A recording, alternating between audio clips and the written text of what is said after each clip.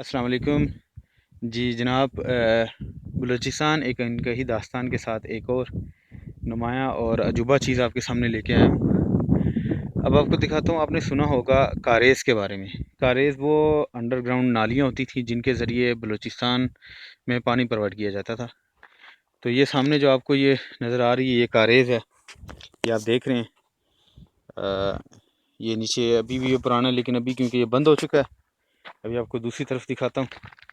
ये भी देखें, ये सारा ना ये अंडरग्राउंड नालियाँ हैं, ताकि पानी जो है ना वो उसको धूप की वजह से वो उसको कुछ हो ना और वो ज़्यादा इस्तेमाल ना हो, यानी कि धूप की वजह से ज़्यादा निकले ना।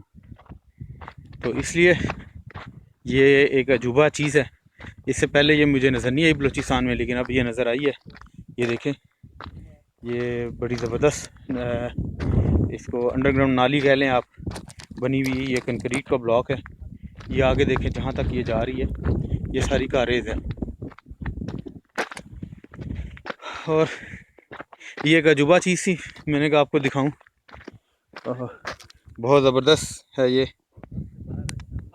तो ये आप देख सकते हैं, मेरे पीछे ये कारेज़ हैं।